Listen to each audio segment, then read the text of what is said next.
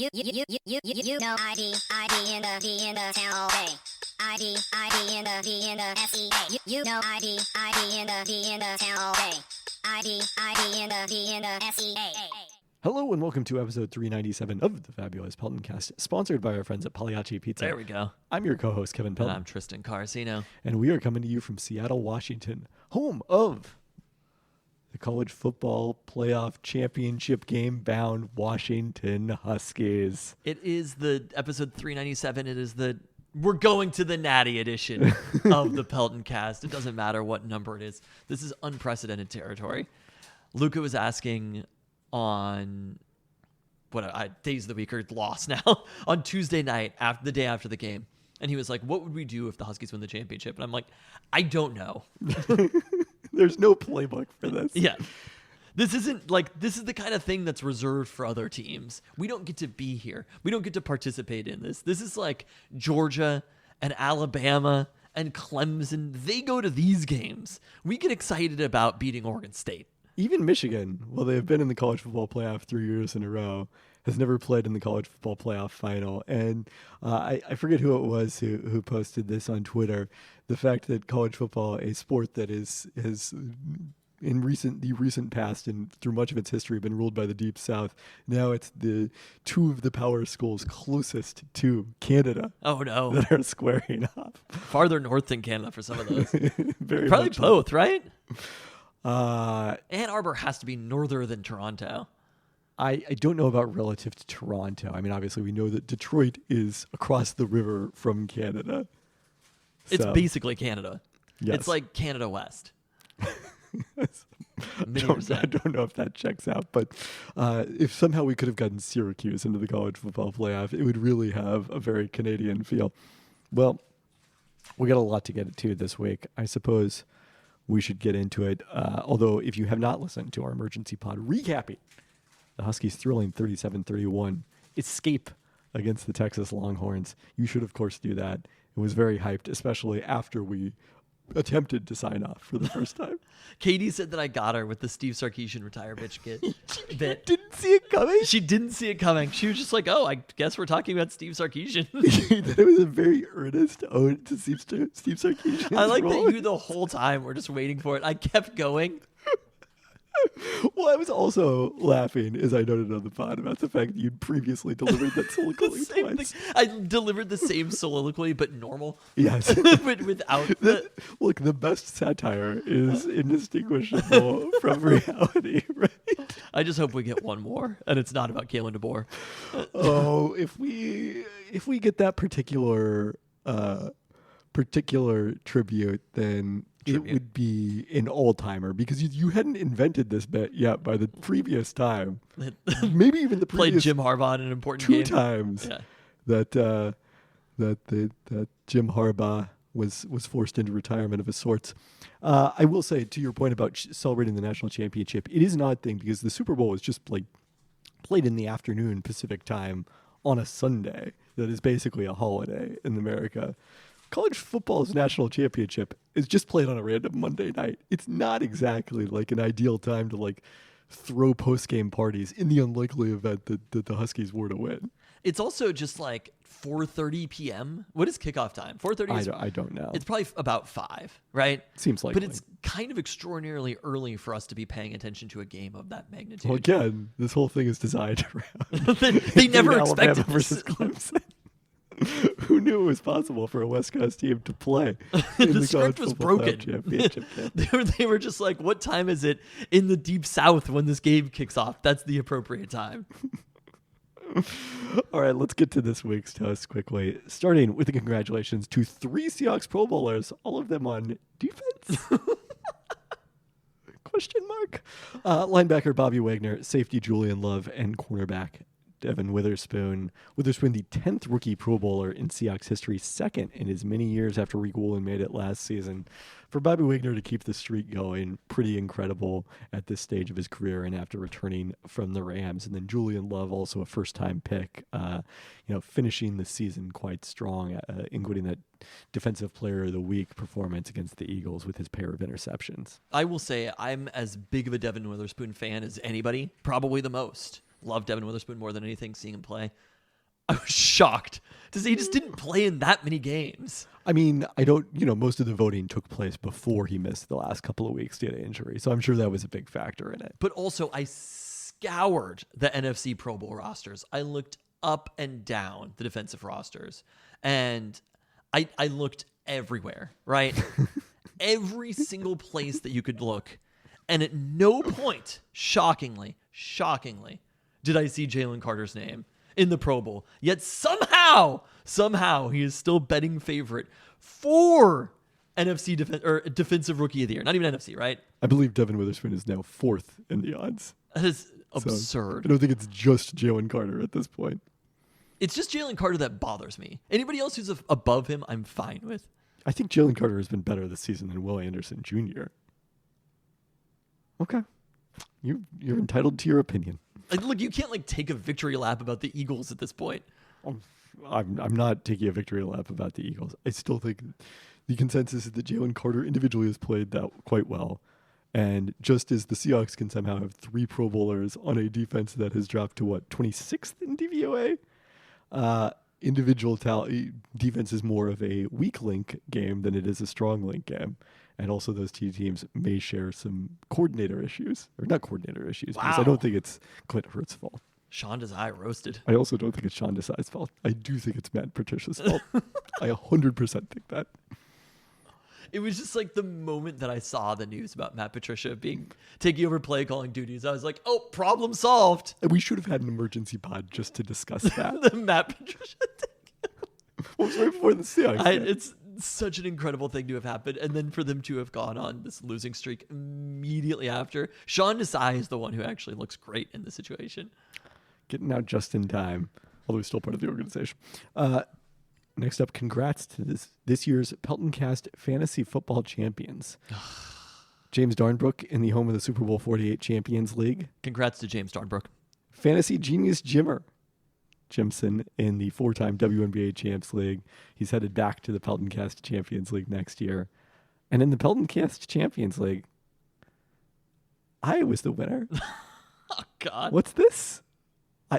I have been the Buffalo Bills of fantasy football. So many finals. Was this like the So many Huskies playoff being in the appearances. national championship game for you? I had no idea how to react. Yeah, how do you react to winning a fantasy football championship? I didn't really. I was still in shock. And also, I didn't really find out for sure until after the Steelers had marched down the field and scored. So I was kind of annoyed by that at that point. But yeah. Well, congrats to all of the fantasy championship winner, James Darnbrook, who we acknowledge here. Lastly this week, we're remembering Cindy Reinhardt, the Como broadcaster known as the Queen of Soaps, for her updates on Northwest Afternoon. Reinhardt died Tuesday at age 75. And it harkens back to an era where, much like Almost Live, there was a lot more locally produced programming. And I have vivid memories of being in the live studio audience at Northwest Afternoon back in the day with Jan. Do you think there was actually that much more locally produced? Because there's still a lot of... We were on one of the locally produced broadcasts. Evening is hanging in there for a long period of time. I mean, King 5, I believe, does have a midday show that they do. There's still a lot of news programming, but this kind of content doesn't really exist anymore. It's all syndicated talk shows in the afternoon. So Northwest Afternoon was a big deal in Seattle once upon a time, and Cindy Reinhardt was an important part of it. So wish her family well. All right, let's jump right up into the roundup. Suddenly, the Seattle Kraken can't be beat. Wow. Wednesday in Calgary, it was goaltender Chris Drieger getting the surprise start, his first one in the NHL since May 1st, 2022, a stretch of 605 days, and beating the Flames 2-1 with 37 saves, including a clutch one when Calgary was briefly on a 5-on-3 power play and looked almost certain to score. Kraken beat the Philadelphia Flyers by the same final in overtime on Friday, getting the winner from Justin Schultz. And then, on New Year's Day at T-Mobile Park, in the Winter Classic, they shut out the defending champion Vegas Golden Knights 3-0. Second career shutout in net for Joey Decord, who had 35 saves in that one. Kraken have now won 5 in a row, taking points in their last 9. Did you catch any of the Winter Classic? I caught some of it. I think I flipped over to college football at some point, but like right before, in between the second and third periods. They looked great. Honestly, this broadcast in general, I thought it was pretty solid. Just like outdoor sports sometimes look better on TV. The only thing, just the amount of empty space that they had, it is too big of a playing field. Here's an idea. Hockey outside in buildings specifically designed for hockey so that there's not all the empty space. I get it with the stands. Maybe you just do like a stadium that big, but fit a hockey rink in the middle. So you're proposing to build 50,000 seat outdoor hockey arenas? In Canada. Okay. I'll pass that one along. I mean, they were lucky that I think the roof was open, right? It was beautiful. Yeah, because of the fact that it was a sunny day. If it had been raining, they would have been forced to cover the rink, much like they do for baseball games at T-Mobile. But everything worked out. It was an incredible New Year's Day in Seattle.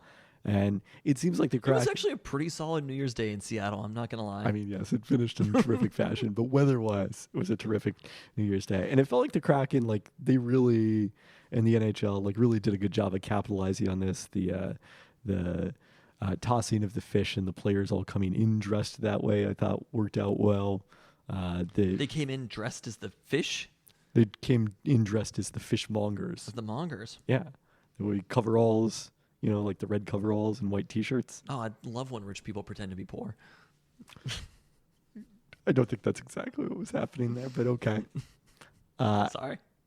And we talked on last week's podcast about what the outside of the rink, the rest of the playing field would look like. It made more sense visually once you saw it in person rather than the rendering that I looked at. Did it? That it was supposed to be a water theme and that there were docks leading out to the rink from the dugouts. It's like me when I wear my Carhartt beanie. And go to my job at the music factory. Well, we're in the content mines right now. The Kraken complete their homestand Thursday against Ottawa before heading out east starting next Tuesday. So where do at the Buffalo. Kraken rank in the Western Conference and as far as the playoffs go? Because it's quite a winning streak that they've been on. Yeah, they had a lot of ground to make up. The one thing is they've played many more games than most of the teams in the Western Conference. They've had a very heavily front-loaded schedule. So where they actually sit in the conference, they don't have a good points taken per game like they do in soccer, which would be handy because, you know, they're 2 points ahead of St. Louis, but they've played 2 more games, and 2 points out of Calgary, 1 more game, and so on and so forth. So it's not quite as good as it looks, but they are now up to tied for 9th in the Western Conference. They're in striking distance for the playoffs. No, they are realistic playoff chances. I got to say my bold prediction of Dave Haxtell getting replaced as coach is not off to a strong start. I love that my bold predictions are already coming true and that your bold prediction... I don't think that technically one of your bold predictions came true. It's well on its way. It is like 1/3 of the way there, maybe. Better than nothing.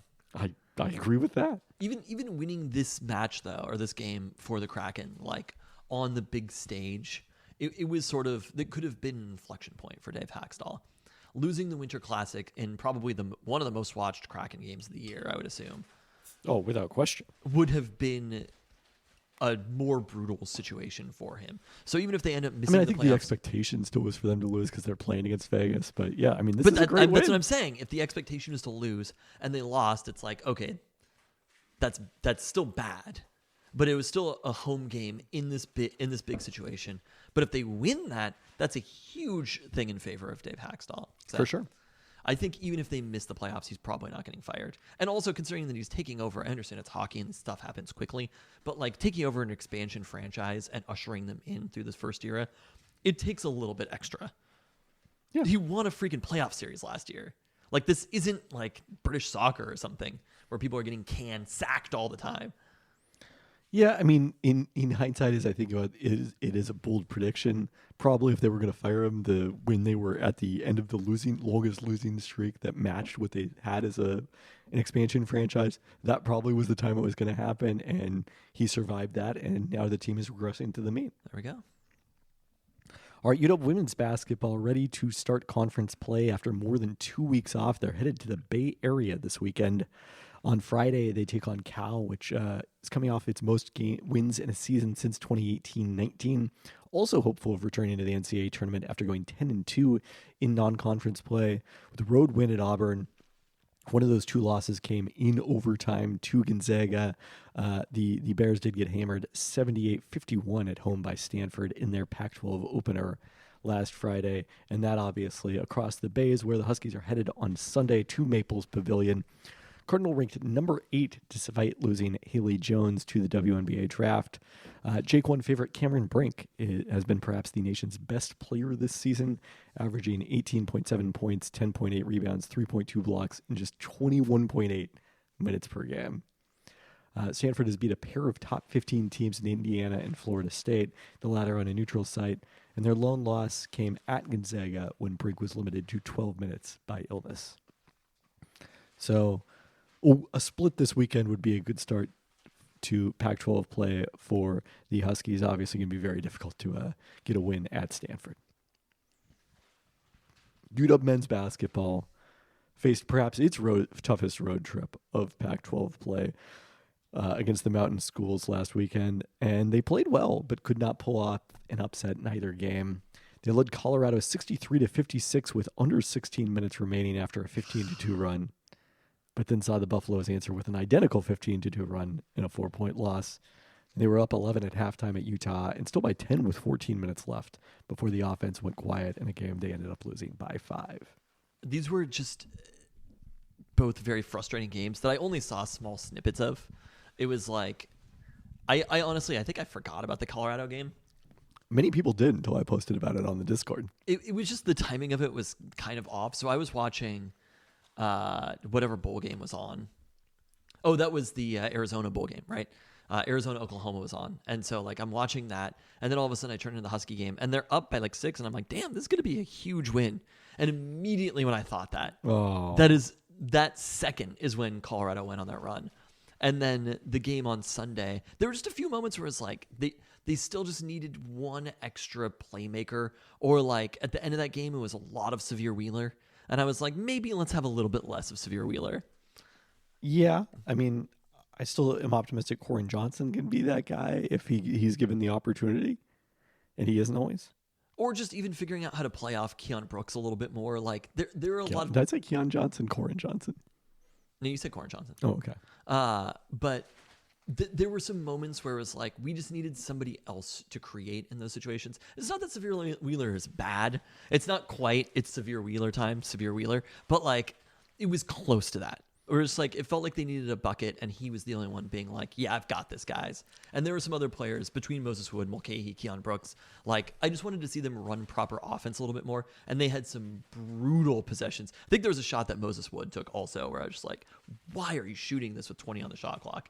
And it's like when you get to those situations late in the game, you have to take good shots, and it felt like they just weren't able to do that. And that's what they have been doing so far this year, being a more experienced team. So I was a little surprised by that. Right. I mean, that is where they executed much better, even though in the loss to San Diego State, down the stretch against Xavier, certainly against Gonzaga, where it was the Zags that fell apart down the stretch of that game, which unfortunately it turns out that Gonzaga just might not be all that great. You know what? I'm okay with it. I will take that. UW beat them, which is awesome. But they don't need to beat a good Gonzaga team. Gonzaga being bad and UW beating them is actually a 2-for-1.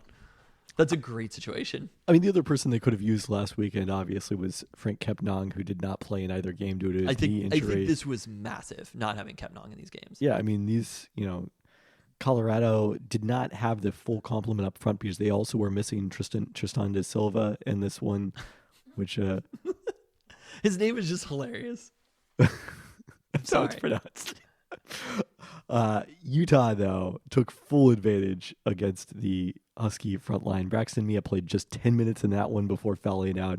Our guy Wilhelm Breidenbach was a Breidenbach Bright spot? Brighton spot. Thrill Helm Brighton spot. There we go. Had a career-high 15 points and 6 boards off the bench, but Utah's 7-footer Brandon Carlson dominated with 32 points on 14 of 23 shooting. They obviously needed Frank Kepnang in that situation. Yeah, they had no answer for Carlson whatsoever in the second half. Keon Brooks Jr. was guarding him for long stretches of time, giving up like 5 inches. That's what this UW team is. There's not one player that really, really stands out. It's a lot of experienced players, but it might be a situation where they kind of need everybody to beat good teams on the road. Like, these aren't bad losses. No. But one of them would have been a good win, and blowing both of them, it does severely hurt their chances of making the NCAA tournament, in my opinion. It gives you less margin for error. Now, the good news is they moved up 7 spots in Ken Palm. They are still projected to finish 11 and 9 for the in nerds Pac-12 or whatever. play. But like, I don't think that the committee is not looking that hard at Ken Palm. But the point is, like, given what our understanding of what this team was going to be going in, the They fact have that to they win played games, better though. They have to makes win it more games. likely that they will win games against the weaker rest of the Pac-12. But they still had so many opportunities for a signature win. And Gonzaga, yes, it is. But like, it's not, you can't just have the one. I agree. And they had to pull off one of these games. Colorado, there were a lot of opportunities. I mean, there's still more opportunities on the schedule, but I think these are the ones that if they miss the tournament on the bubble are going to cost them the NCAA tournament. Because it was Colorado State, it was San Diego State, it was Utah, it was Colorado. Yep. Those are like the 4 games that winning any one of those would have been a huge deal. They're not looking good for the Colorado State Championship. No, that's fine. We'll never play them again. They had just 5 turnovers against Utah. This is kind of amazing.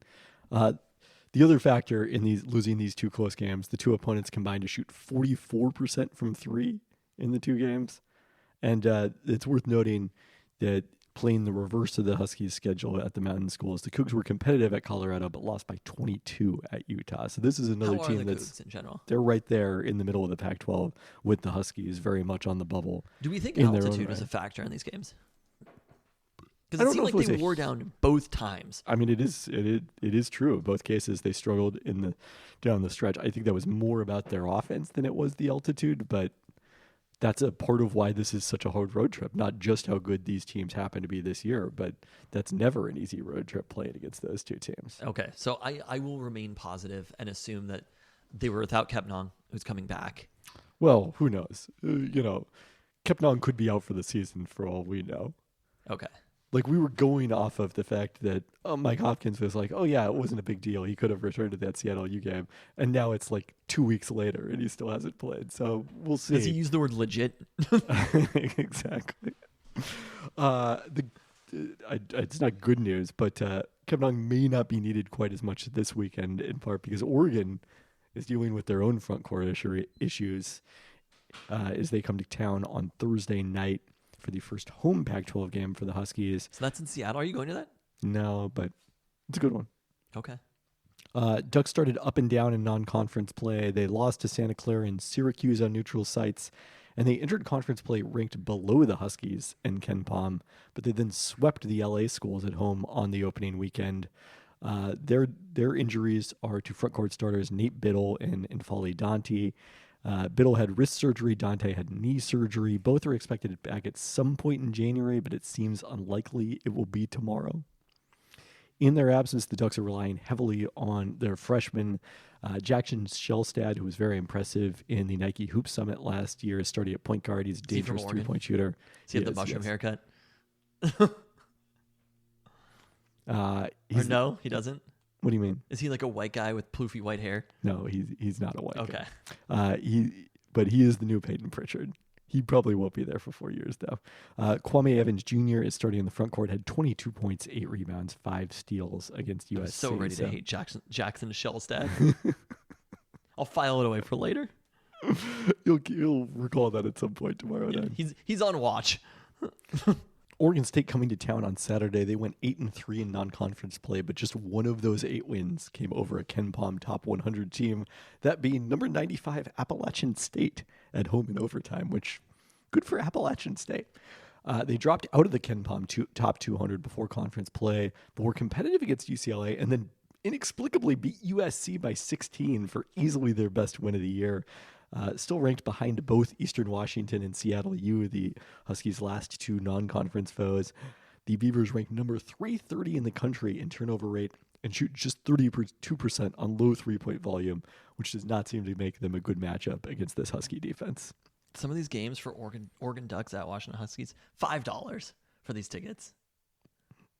It's true. Okay. People are not yet bought in. Everyone is busy traveling to Houston. Yeah. Yeah, it's the opposite of they should have scheduled a game there like they did in Las Vegas after the Pac-12 championship. Well, obviously the Huskies get the hammer this week, so that means it's time to turn our attention to the Seahawks. We're already in it. We're in it. Wow. We're moving briskly this week.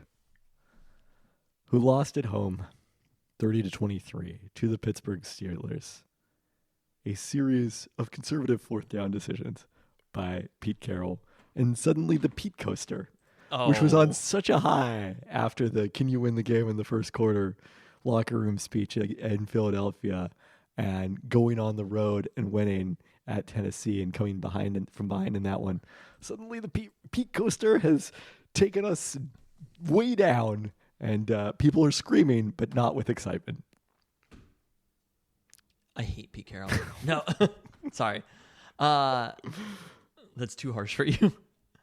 I think Pete Carroll personally lost this game for the Seahawks. I could not fault anybody else for this loss, and I think that's what was most frustrating about it, because from the very beginning, it was the first drive that they punted, right? On 4th and 1 at their own 34, I believe. I'm trying to pull this up. I mean, granted, that's a situation where most teams in the NFL would punt. You know, it's still an 4th and 1 at the 50-yard line. Oh, that was at the 50? The 50-yard line. Oh God, that's right. That was much worse. Yeah, no, that's a horrible. Yeah. And from that moment forward, Pete Carroll played this game so deeply conservative. And his defense, which is what Pete Carroll does ultimately, was shredded in this game. Maybe the vibes were good on the sideline, but it doesn't fucking matter. Like, Pete Carroll personally cost them this game. So there was that one. Immediately they're down 7-0, right? The Steelers come back, boom, 80 yards because Michael Dixon cannot pin people anymore. Like, I think that also, are we talking about how bad Michael Dixon has been this year? Is this statistical? Because, like, I don't know. Do we have special teams DVOA anymore? I have not seen Michael Dixon have a good punt in a very long time. There was close to one, I think in the Eagles game, where it looked like there was going to be a good punt, and then there was some sort of penalty or something. But like the amount of punts that just end up being touchbacks is a 30-yard punt. It is not worth it. That's terrible. It is not worth it to do that. And how quickly were the Steelers at midfield? It was a handful of plays at most. 3 plays? Yeah. No, sorry. This is very confusing because it was the pass that was fumbled, and then he was out of bounds as Mike Jackson ripped it out. Right. And then George Pickens was standing out of bounds and touched the ball. But I mean, right there, they were at the 36. And then they were at midfield immediately after that. So it's just like they got there so quickly off this 30-yard punt. Later on, where was the next one? 5 plays, 9 yards. 4th and 1 at the 34. This was the second time. That's the one I was thinking of where, most teams aren't going to do that, but you've seen what type of game it is and that you cannot stop the Steelers offense.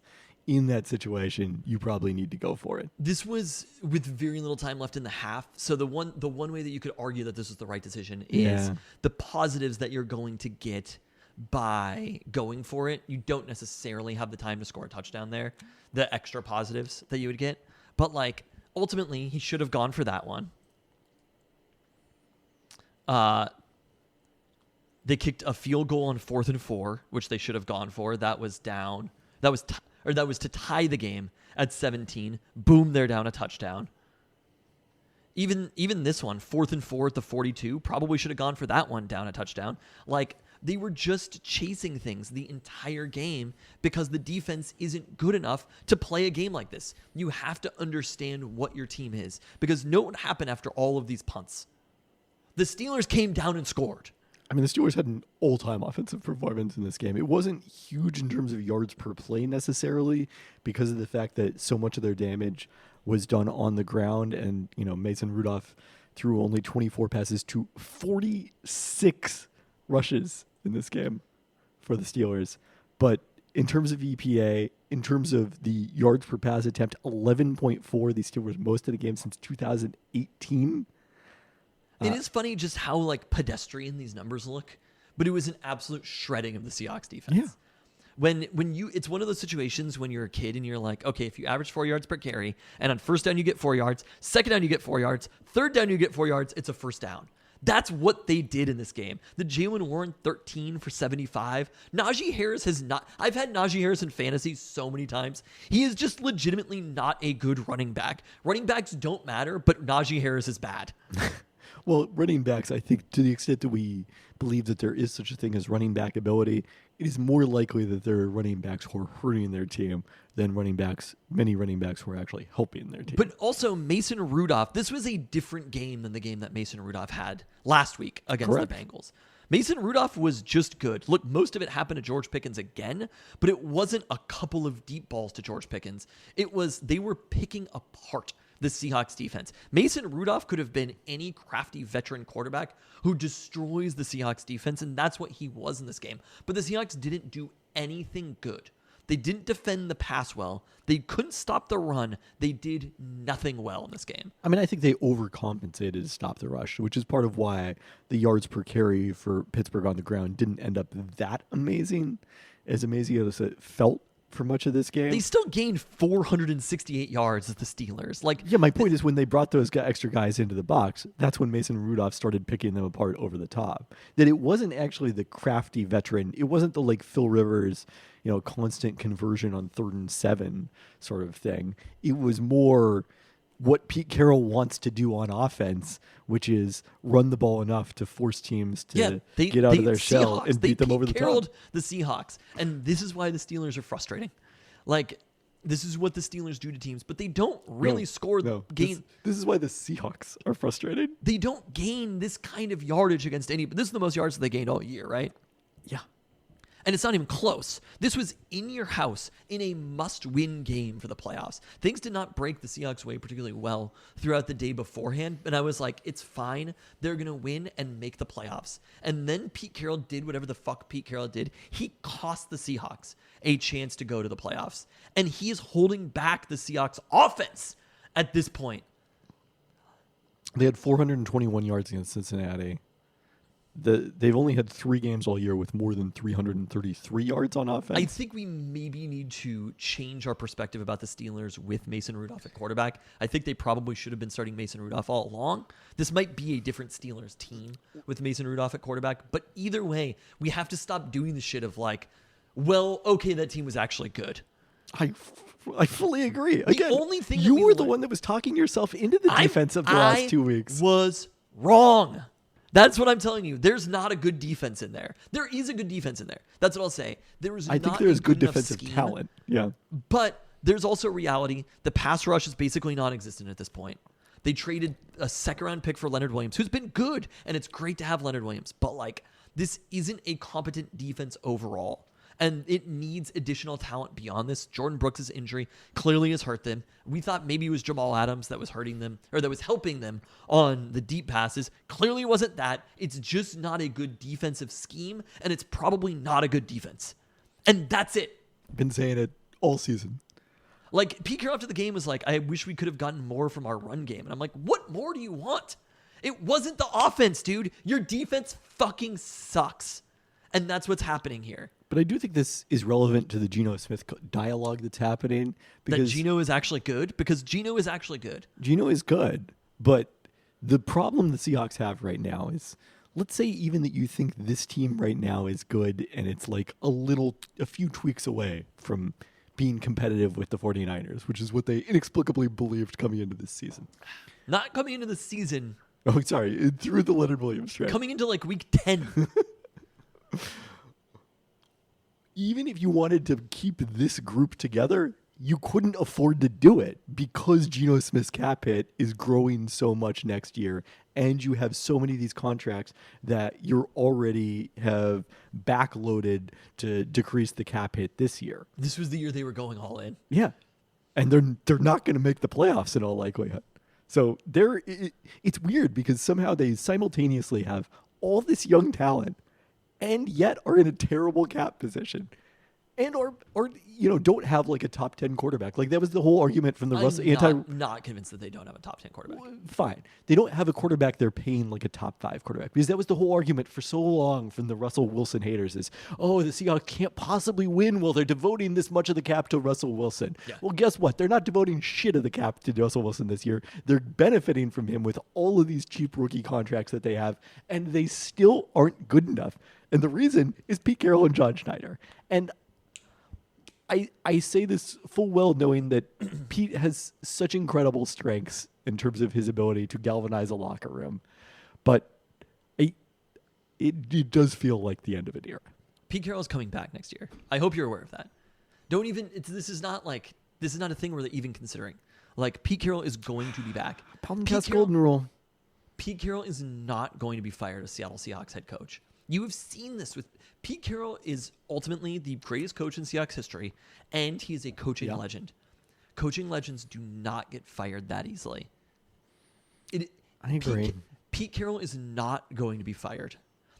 But anyways, this is my point is, like, if you want to upgrade the roster, you can't also have Geno Smith's cap hit go to $30 million. And has Geno Smith played well enough that you're looking to add like 2 extra years to his contract in restructuring it this offseason?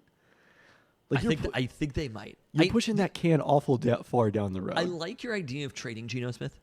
I think it's an interesting idea. I don't think it'll happen because most teams, it's just not a thing that seems to happen that often.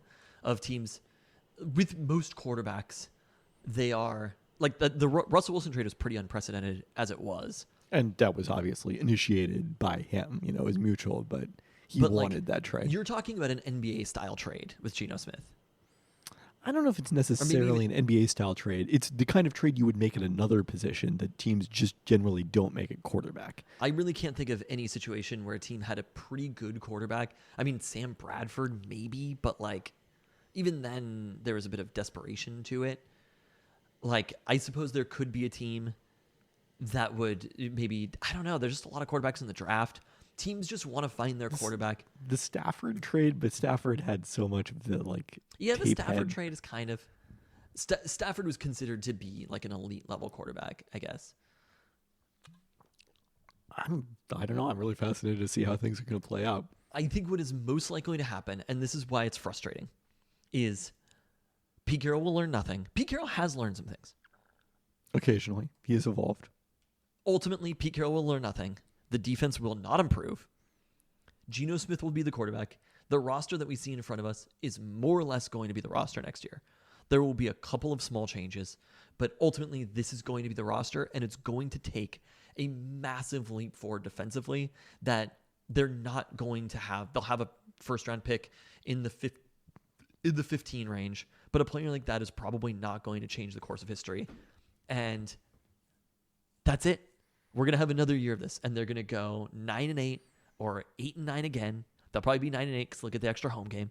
And the third place schedule next year. And the third place schedule. Like, that's probably, and maybe they'll even squeak into the playoffs. But like, this team is probably not going to win the Super Bowl. They're not really in the conversation for it. They're just going to be hanging around. It was an interesting discussion in the Discord this week about like why people are so much more down on Mariners management as a whole, not looking strictly at the ownership level, than Seahawks management.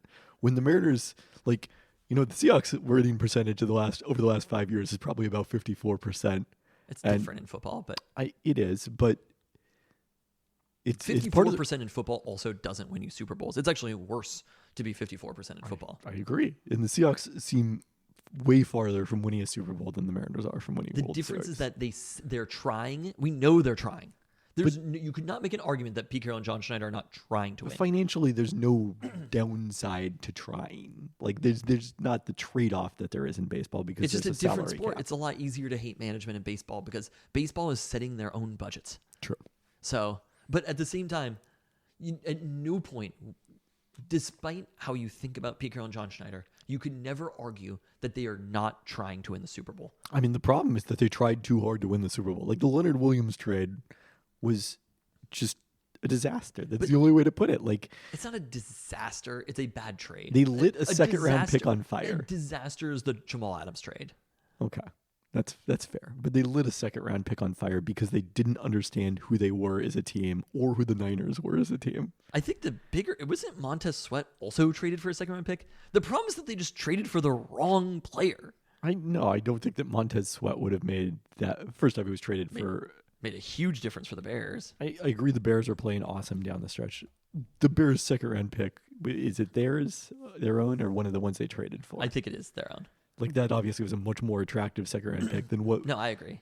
Presumably even the Giants thought at that period of time was going to be like, the 55th pick. Well, we hope that the Bears pick is slightly worse. All right. But it just it was horrible watching this game. It was a horrible game to watch. And I'd hope until the end, but I knew exactly what was going to happen. That turnover that Geno had, which I don't fault Geno for at all. But I could feel that turnover in my bones that it was coming. And it was just the offense needed to play perfect in this game against a really, really, really good defense. And that's not an ask that you can make for this offense, because it's not an ask you can make for any offense. The Chiefs couldn't have done that. The Dolphins could have lost games like this. There are teams who are very good who would have lost this game because they need to be perfect across the board. And when you are holding your offense back in the way that the Seahawks are holding this off, that Pete Carroll is holding this offense back, you can't win. Punting from the 50-yard line is trying not to win the game. And that's why Pete Carroll's frustrating. You just said they were always trying to win. But in Pete Carroll's perspective, he's trying to win. I agree. I do not think Mariners front office, in their perspective, are doing Mariners ownership. They understand that they could be doing more, yes. Yes. But Pete Carroll, in his mind, is doing what he thinks is best to win the game. He's just wrong about it. Yeah. He just doesn't understand how you win games. If we had fucking Dan Campbell, do you know how amazing that would be? There are coaches out there. The problem is, for every Dan Campbell out there, there's a Brandon Staley. There's a Brandon Staley. Dan Campbell is a one-of-one coach, I think. But just the balls to go for it the first time and then to do it again from the 8. I mean, first off, there is a coach who also has those balls. In the NFL. Yeah. In the NFL is what there are a handful in college, but fair. There's also a lot more coaches in college. College is a place where you can explore more. The studio space. Yeah. It's frustrating knowing that these human beings walk the earth. People who understand how to do this, and that we are left with Pete Carroll. And the other frustrating thing about Pete Carroll is he's so close to being the perfect coach. If Pete Carroll could just be there. That's why it's a Pete coaster. It's not. A little bit of a figurehead. Look, and his teams win. You can't argue that Pete Carroll isn't a winning coach. There was no highs on the Jim Elmora ride. That you were just going around in a circle and maybe derailing. I will say that the victories against Tennessee and Philadelphia, it's one of those things the losses to the Rams, you're all right, the Rams are actually good. The Tennessee loss is the Seahawks are awful. Being that close to Tennessee, or even the Philadelphia game. Well, it was wow, they only beat the Eagles by 1 touchdown at home, by 3 points. Derrick Henry being unstoppable against them. They and are then just bad. immediately returning to not being able to get anything going on the ground. It is a bad defense, and it's a bad run defense. You're yelling at me I disagree. No, I've been saying this all year. I'm mad about it. Spoon had the one amazing play, but even having Spoon back and not making a difference was a little bit frustrating. He didn't play a ton. He played 49% of snaps. He was still working his way back into it. Okay, that's what I'm going to chalk it up to. Reek Woolen played every defensive snap. Intriguingly, Trey Brown played just 7. He's the guy Reek who's Woolen now the definitely odd man played out. 1 defensive snap. He got his ass handed to him. It was that. I saw that and I was Pete must be fuming right now. The number one task of a cornerback is not tackling. I think you can over-index on tackling from your cornerback. I don't necessarily agree on that. I mean, look, Devin Witherspoon is not him and Reek Woolen are not the same person. They are not in the same conversation. Devin Witherspoon's Pro Bowl does not look like Reek Woolen's Pro Bowl. But Reek Woolen had a really terrific season last year. I think Devin Witherspoon's was first of many, and Reek Woolen's he made the Pro Bowl. But this time, a year ago, you didn't think Reek Woolen's was going to be. I mean, I was skeptical of the naysayers who said he had already passed his peak or whatever. I mean, but we all knew the interceptions were going to rest to the mean. The haters were a little right. I'm surprised that his coverage has gone, that his tackling has been this much more of an issue. I will say, like Rick Woolen was drafted to be a long-term project. The fact that he was a Pro Bowler instantly was a jackpot. Like, development is not linear. I think it's very possible that Rick Woolen could have an awesome season next year. So which is also interesting because I was like, this guy doing the research on Michigan. I was like, oh my god, this guy is so Seahawksy as a quarterback. About which player? We'll see. Anyway, it was such a frustrating game to watch because of how bad the defense is and just how much Pete Carroll didn't respond to how bad the defense was. I don't think Pete Carroll knows that the defense is as bad as it is. Well, this is like the blessing and the curse of Pete Carroll is that he's always optimistic. You should be. Why can't you be optimistic about your offense, though? Why do you only have to be optimistic about your defense? Because that's the thing. When you say Pete Carroll's optimistic, he's pessimistic about his offense gaining a yard. That's a very fair point. So it's not that Pete Carroll's optimistic. It's that Pete Carroll is stupid as far as how football should be played. As far as decisions with regards to fourth downs, Pete Carroll is a bad coach. Yes. Maybe Jordan Brooks was the problem. He participated in walkthrough Wednesday and could return after missing last week. Jamal Adams went on IR. Too late. His season is assuredly over. I agree that Jordan Brooks would have been helpful to be out there, but like I'm just a little skeptical that Jordan Brooks is the difference of like 150 yards. Yeah, I agree.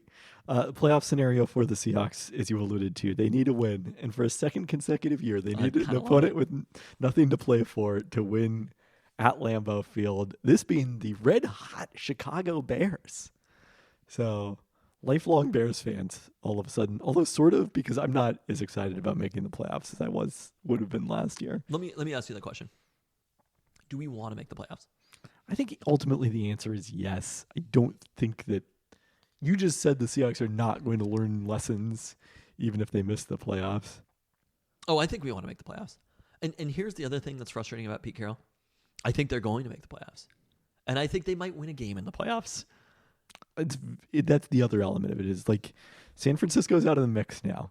It would have been nice as much as you talked about the Eagles' loss on Sunday. It would have been great if they would have won because you wanted them to potentially be the first round opponent. But Detroit, they already won at.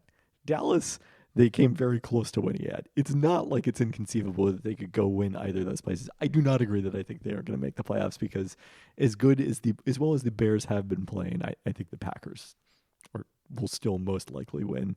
And also the Seahawks might lose to the Cardinals. Oh, I think the Bears are going to win that game. Whatever happens with the Seahawks, I think the Bears are going to win that game. I think the Bears are actually weirdly more incentivized to win the game than the Packers are. What?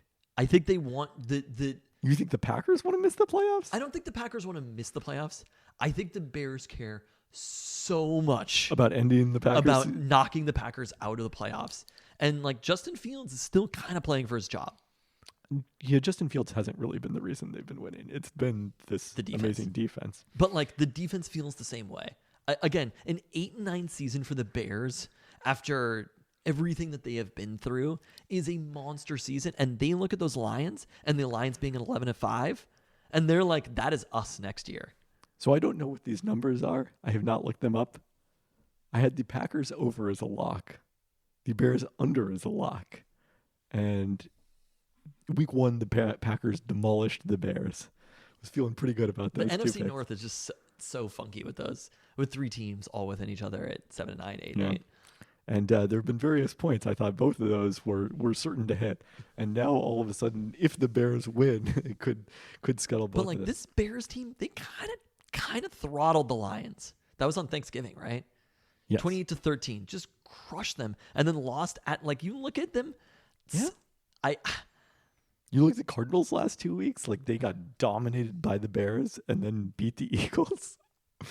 It's kind of wild, but I think that Bears team is good, and I think that they want to beat the Packers so badly. Yeah, but I think they wanted to beat the Packers so badly all the other times that they lost to the Packers because the Packers have owned the Bears. They're not. That is the Aaron Rodgers Packers. Get that Packers again, Jordan out of Love mind. did this to them in week one. I think the Bears are also aware that Jordan Love did this to them in week one. You can be aware of something and not What is change the it. spread in that game, by the way? The Packers are favored, obviously. It's probably like Packers -3 or something. I think it's a little larger than that. -3. Whoa. It's Justin Fields. Packers -3. Anyway, my money is strongly on the Bears in that game. Okay. So Well, speaking of not actually having incentive to win, Arizona enters Sunday in a three-way tie for the league's second worst record at 4-12. The Bears have already clinched the top pick via Carolina. They also have an extra first-round pick coming from last year's trade down with the Houston Texans. the Cardinals do. Yes. Yeah. The Cardinals started 1-7 with Joshua Dobbs at quarterback, including their loss at Lumen Field. They then lost their lone start by fifth-round pick Clayton Tune before Kyler Murray returned from his ACL injury. They are 3-4 thus far, with Murray matching his 3 wins and 11 starts last season, albeit with a -35 point differential in that span. And coming off a 35-31 win at Philadelphia to knock the Eagles out of first place in the NFC East, they scored 29 points after trailing 21-6 at halftime, and did that despite losing left tackle DJ Humphries to an ACL tear late in the third quarter. Kyler Murray, coming back from that ACL, has the lowest QBR of his career at 48.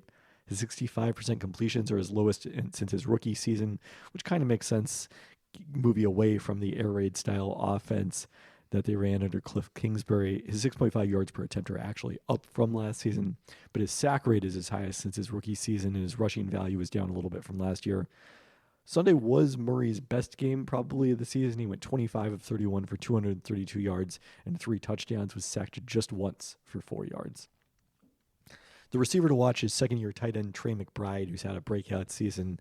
He's had 78 catches for 791 yards, but he's averaging 7 catches per game, nearly 70 yards, since Zach Ertz went down with an injury and was subsequently released at Ertz's request. Their wide receivers, Marquise Brown and Rondale Moore, averaging less than 6 yards per target apiece. Michael Wilson, the rookie from Stanford, has been the dangerous big play threat, averaging 14.7 yards per reception at 9.0 yards per target.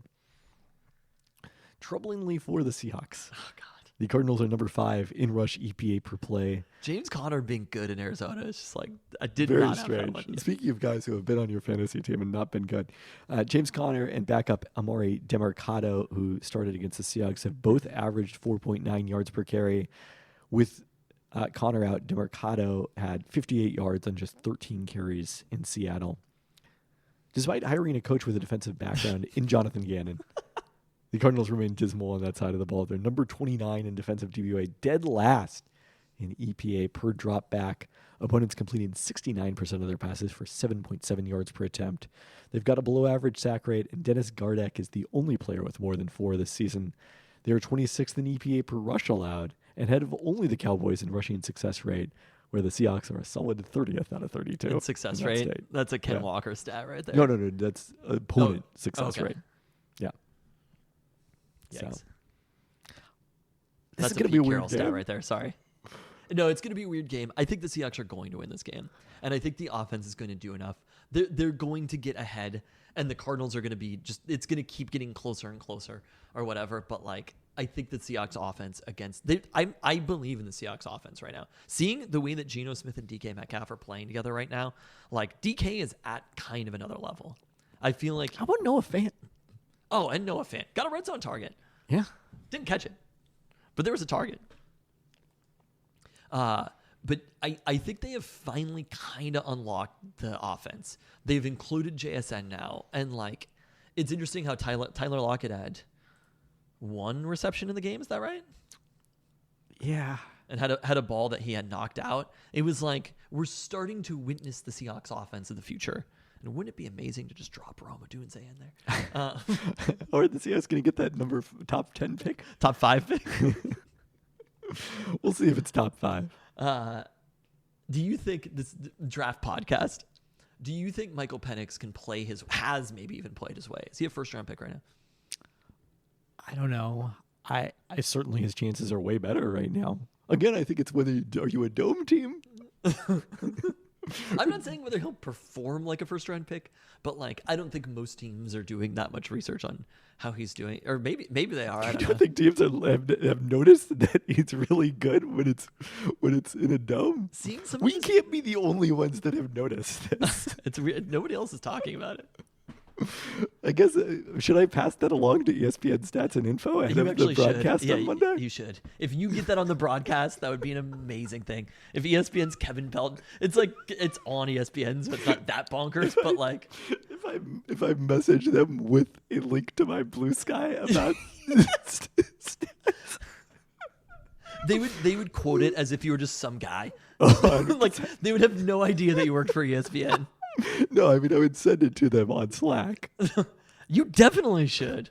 Wow, people out there, if you're listening right now and you see stats about Michael Penix in good weather versus bad weather in domes versus not, you know who to thank.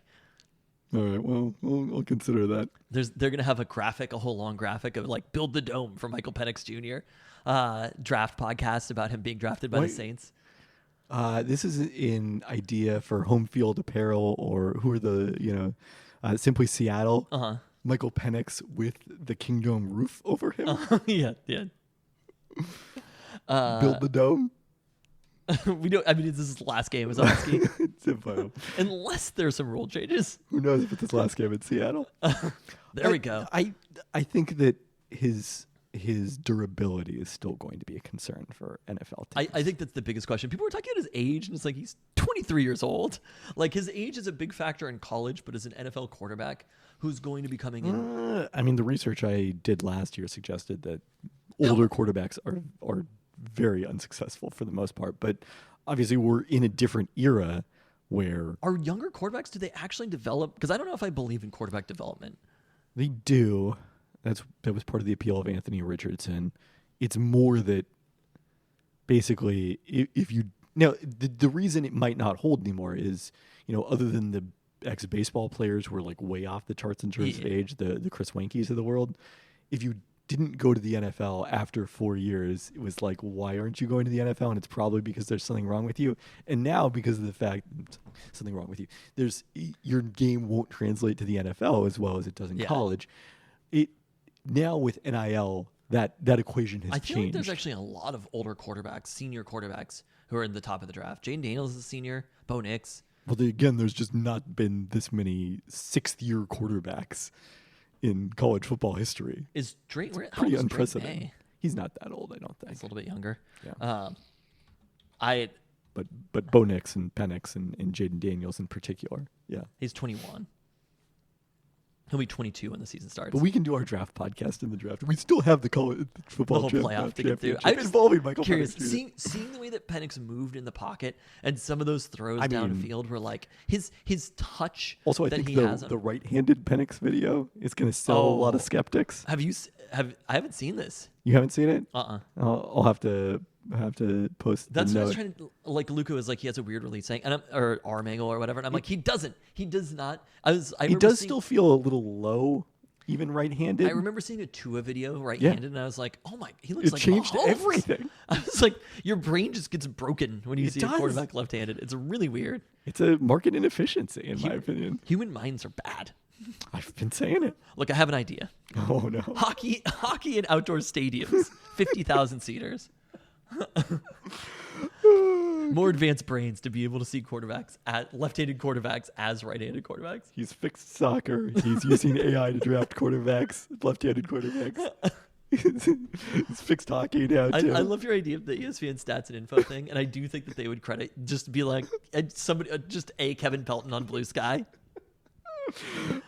Maybe not if it's Blue I Sky, feel like though. there was a thing where like some NFL player interacted with like I can't remember who it was, like maybe it was even Deion Sanders, like a legendary safety, and he thought that he was just a fan or whatever, and he was like I was just chosen for the Pro Bowl, but thank you or whatever.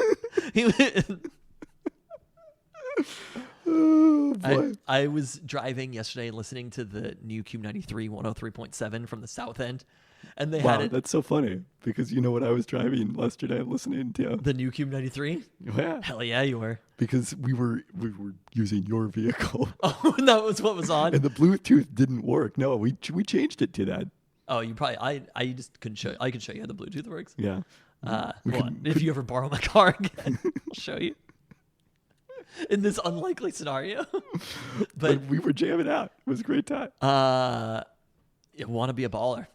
Anyway, there was an ad on, and it was for like a House of Highlights style NBA daily podcast, and they were like, hooking you up with your daily NBA podcast, all the latest news from the association, covering everything. And I was imagining it was like, with ESPN's Kevin Pelton and Zach Lowe. That's what I was imagining. You guys on a like hype NBA podcast being like, OG Anunoby is balling out in New York. And it was like, ESPN's Kevin Pelton says his true shooting percentage is 68% in New York. I love the idea of there being a like super hype podcast. And I was doing it in the car for Galen when they were like in the voice of the person. I was like, and with Zach Lowe. No response. Have you seen the tweet about when the ladies roll up at the light and you're bumping the low post? I forget exactly what it is.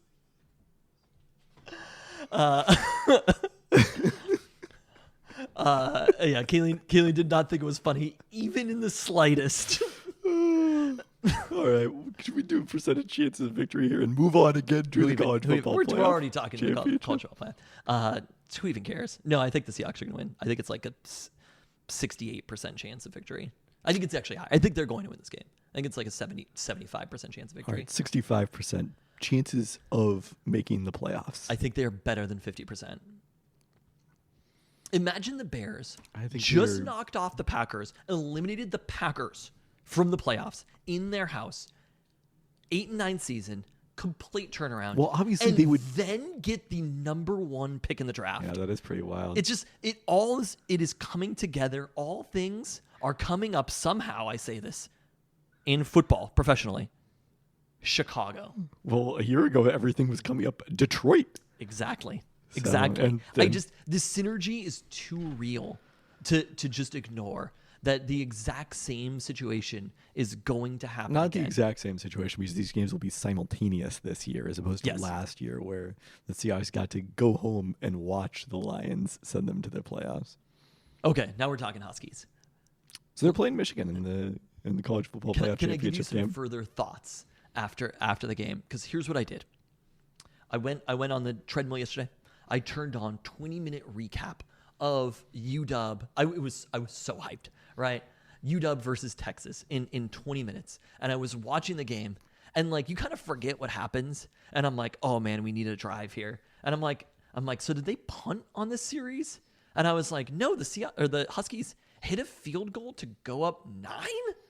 There's no way that happened. And so I was watching the touchdown that happened before, the plays that happened before then. Then the Huskies came out to go up 9 with like a minute 50 left. And I was like, what? They actually scored on that drive? How did it get that close? I don't know. I rewatched the game and still couldn't understand the situation. I thought that they just I thought everything was advanced. I forgot about a whole possession that the Huskies had to go up 2 scores, and somehow it still ended up that close. Good God! They gave up the touchdown so fast, and They used one timeout on the series. The timeout, I think maybe this makes college football a little bit more exciting, but there are 2 rules that do not make sense in college football. The timeout after the first down, the break to move the chains, literally doesn't make sense. I suppose. And the injury rule that if an offensive player gets injured, the clock can just stop. It's completely nonsensical. We literally dealt with this against Oregon. We were almost screwed by this exact rule 2 times in 1 year, and the football It's gods not the same rule. shine down on, I dare say, Washington? That they overcame this 2 different times, this bullshit rule in the same year. It is true. Okay, one other thought that I had. Well, something we did not mention on the postgame pod. The Javion Green penalty. That was pretty brutal in its own right. The catch interference penalty. Oh, well, I mean, yeah, I don't know. Yeah, it was. Yeah. It was the right call, though. No, but just like, why are you risking that penalty in that moment? Oh, no. The Huskies did a lot. For a team that... Actually, I wouldn't say the Huskies are... They are a very polished offense. and they do some good things defensively. I wouldn't describe them as like a polished team, if that makes sense. Well, guess who didn't look very polished on Monday? Michigan? Yeah. Okay, wait, I want to get there in 1 second. But I don't have a lot of notes on that one. do you remember... Christian Cable, by the way, noted in his story that the defense was like annoyed at the fact that they were planning on, well, we're only going to have to defend for 10 seconds here. And then all of a sudden they were like, Oh, that I hadn't thought about that. That basically like they're like scheming to defend for 10 yeah. seconds. And then all of a sudden there's 50 seconds. No, I could see how both the defensive staff and the players... Do you think there's any argument the Huskies should have gone for that 4th down? Oh, I was kind of thinking maybe they should have, yeah. Because with the penalty, they didn't end up gaining very much field position. So, After the punt. yeah. Maybe. I mean, Just one to tuck away. I think that Kalen DeBoer will do things right with regards to 4th downs on Monday. But so there was one other thought that I had. Do you remember Oregon, Washington? They happened twice. In Seattle, Washington. End of the first half. Right in front of us on the far side of the East End zone. There was a play to end the half. Oregon went for the touchdown. Correct. To end the first half. The ball gets swatted away. I haven't gone back and looked at that play again, but it was in my head. It was almost exactly the same type of play that happened that Elijah Jackson had to end the game against Texas. And it was such a massive play. It was to the exact same corner of the end zone where the ball gets swatted away. I have no memory of this. And there was such a massive play in that game to hold Oregon to not score a touchdown there. So I was going to look up to see if I could find that one. Okay, well, you do that. Well, we talk a little bit. Well, let's start here that the good news coming out of that post-game recap podcast, we were very dubious about the availability for Dylan Johnson in the championship. And Ryan Grubb told KGR Tuesday, Kalen DeBoer reiterated in his media availability Wednesday that they expect Johnson to play against Michigan. The injury late in the semifinal was an aggravation of the foot injury he's played through since the Oregon State game, not new damage. So it sounds like he's going to continue to gut it out, and I very much hope that they're correct, that this is not going to affect Dylan Johnson long term. But kudos to him for playing through clearly a lot of pain if it is not, in fact, hampering him. Now let's talk about Michigan's season. With Jim Harbaugh suspended for the season's first 3 games due to NCAA violations, and Michigan faced an SEC-style non-conference schedule. The hardest opponent they faced per FPI efficiency was number 67 UNLV. Never mind that UNLV was substantially better than Michigan State. Boise State was the toughest non-conference foe either of these two teams faced, having crushed UNLV in the Mountain West title game. Michigan didn't face a ranked team until Week 10. Also didn't win by fewer than 24 points in that span, allowing 47 total points on defense through their first 8 games. They then arm's length Penn State and Happy Valley without Harbaugh, this time suspended by the Big Ten after the investigation of Michigan analyst Connor Stalions leading an operation to steal Steins at games of future opponents, which is prohibited. They survived a scare at Maryland, their one kind of close game against a non-elite team, before hosting Ohio State in a battle of unbeatens. A late interception sealed their 30-24 win, their third in a row over the Buckeyes. They then crushed Iowa 26-0 in the Big Ten championship to seal their third consecutive trip to the playoffs. Michigan was blown out by Georgia 2 years ago, then lost a thrilling semifinal against TCU last year. Their Rose Bowl matchup with Alabama featured just 23 points through the first 3 quarters, then a flurry of late scores.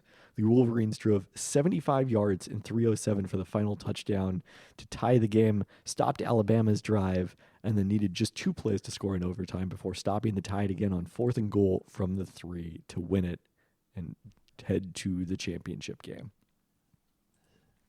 Dominic Hampton tipped it away. Okay. Is who it was. Do you want to watch this play? Sure. Okay. So first down, they picked Elijah Jackson was on the other side of the field. You're going to have to send me the link to this at this period of time. So the first play they picked on Elijah Jackson. It. Second down, they threw it short to Mish Powell. They're at the 3. Running back drops the ball here. That was kind of similar to... 4th down with 5 seconds left. Instead of kicking the field goal, throws it up. Boom! See that exact same slap from Dominic Hampton? I suppose so. That one didn't go up. Like, it wasn't what was quite such a as great high play up. by Elijah Jackson is that it went directly out of bounds. So there's like no risk to it. That one could have been caught on the Ricochet. No, type it of- goes way out of bounds. Okay. I guess I wasn't seeing that. Yeah, on video. Dominique Hampton had So is that a coaching? if it is, it's great. That'd be wild if no one has asked about that. But a very similar play. And I mean, if they score a touchdown there, we're losing that game. Probably, yeah. So these two teams, as we talked about in the emergency pod, played each other in 2021 in a game that certainly was not the low point of that Huskies season, but illustrated where that Michigan was as a program headed in one direction at that period of time, which was to the college football playoff, and Washington was headed in a different direction, which was Jimmy Lake being relieved of his duties as football coach later that season. QBs are probably the single biggest difference from that last meeting. Cade McNamara started for Michigan at QB, throwing for 44 yards. Insane. Well, Dylan Morris started for UW. Actually had a really solid game in that one. Richard Newton and Cam Davis split carries for the Huskies in the backfield, while Taj Davis and Terrell Bynum were their leading receivers. On the Wolverines side, Brock Corum is like the holdover. He ran for 171 yards in that game, splitting carries with Hassan Haskins, as Michigan dominated. Blake Corum. Not The Brock. Huskies on the ground. Blake. Yeah, I don't know why I wrote that down wrong. Okay. There was a dramatic stylistic contrast between the two semifinals. Michigan averaged 5.9 yards per play. Alabama 4.6 is compared to 7.6 for the Huskies and 7.0 for Texas. The Wolverines actually rate, despite that, is having the better offense by FPI efficiency over the course of the season, ranking third in the NCAA behind LSU and Oregon. But the strength of this team is still their top-ranked defense, and the SP Plus metric from my ESPN colleague, Bill Connolly, had Michigan 12th on offense, which seems a little more accurate, I think, to their strength. So they did face a lot of top 10 defenses. The Huskies didn't face one until Texas in the Sugar Bowl. But the Huskies face some good defenses. They face good defenses, but not as many elite defenses. And okay, keep going. No, we can get into it. I care more not about the defenses that they faced. I care more about the offenses that Michigan faced on the other side of the ball. I think we'll discuss that, yeah. So I think just in general, when I look at the Big Ten and Big Ten football, like they're kind of just playing a radically different sport than we're playing over here. Correct. And then basically all the teams who are coming on. A long period of time, there was a stereotype that this was true of the SEC, and then the SEC got religion on the spread offense. No, I mean LSU is like USC to the extreme. Yes. This year. Like your whole thing about Jaden Daniels, like the reason LSU isn't playing this weekend. I'm sorry, but there was an ESPN list of top 100 players in the college season, and Jaden Daniels was still number one, and I'm like, college season is still going on for some of these players. Like, how could Michael Penix, after that game, be number two? If he wasn't, let's say that they extended Heisman voting to after this game, there is literally not a vote for Jaden Daniels. But if they extended college, everyone says this, but if they did the Heisman voting next Tuesday, it might not be Penix either. I cannot imagine They would just give it to J.J. McCarthy if Michigan wins. I mean, maybe, but like J.J. McCarthy wasn't really in the conversation. Like, Michael Penix Jr. had one of the best games in a college football playoff game ever. Without question. It's just like looking back and thinking back and watching again some of these throws that he had. I'm sorry, but like Jaden Daniels could never, especially against a defense as good as Texas is. I don't know. Let's see. I mean, they played against Alabama, right? I guess they're in opposite divisions, so they may not have played against Alabama. The SEC actually did not. Alabama was the only top 10 ninth best defense. Texas was they were higher than this. The Huskies shredded them so badly that they went down. I mean, they went down from 6 to 8. It's not like they went down that far. Wow, UCLA had a good defense. Are you sure about that? But when I look at the offenses that Michigan played along the way, like they just weren't playing teams that were similar to UW in basically any way, aside from Ohio State. And it was one game. Jaden Daniels did not have a very good game against Alabama. He was 15 of 24 for 219 yards, 2 touchdowns, 1 interception. But, I guess, well, he did not have, that was a pretty good game. He only threw for 219 yards. He ran 11 times for 116 3 yards and a touchdown. That's why he had a 98 QBR in that game. Okay, not bad. My point is Jaden Daniels is good. No, I'm not saying Jaden Daniels isn't good. Michael Penix had the most notable year of any player in college football.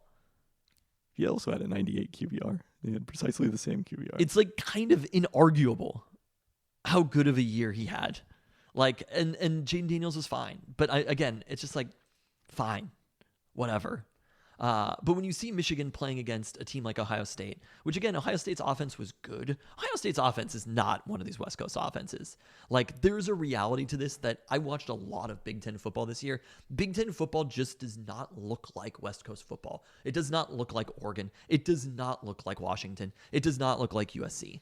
I think Ohio State does. I think that's probably. But they also gave up points to Ohio State at home. Like, sure, there's really only one game that you can pinpoint that Michigan played that was even really similar to this type of game. Because most of those, when you're looking at Big Ten offenses and FPI efficiency outside of Ohio State, you have to scroll all the way down to, Penn State was 26. Yeah. But like, I saw the Penn Huskies State played 5 games against offenses rated better than the second best in Pac-12 play, than the second best offense that Ohio State or that Michigan played. I think that's partially why this is a fascinating game, but also Alabama is not an offense like this. Alabama is a good offense, but Alabama is not at the level of some of these teams. UW had to play Oregon, which I believe is number 2 times. Correct. Like, they are battle tested against playing against teams like this. The difference to me is how they do it. And Michigan wants to do it so much on the ground versus Oregon, who wants to do it both ways. They want to pass and they want to run. But like, Bo Nix is a more dynamic quarterback. As little as I want to give him credit, he is a better and more dynamic quarterback than JJ McCarthy is. Yeah, I mean, he's called on to do a lot more. I mean, McCarthy's development is still probably the biggest development between these and the past Michigan teams that crashed out in the semifinals. He completed 73% of his passes for 9.1 yards per attempt, up from 65% and 8.4 in his first year as starter, and finished third in QBR like they were in FPI efficiency, albeit with way less volume than the top Heisman finishers. He was 12th in EPA, total EPA, and he threw 8 passes against Penn State. 8. Didn't have more than 150 yards in any of their final 4 games entering the semifinal. He did need to do a bit more against Alabama, stepped up with 221 yards and 3 TDs. I was shocked by this. So predictably, McCarthy is outstanding on first down because that's often play action situations. He completes 75% of his passes for 9.7 yards per attempt on first down. But his numbers on 3rd and 7 plus, way better than Michael Penix Jr.'s. He completed 74% of his passes on 3rd and 7 plus.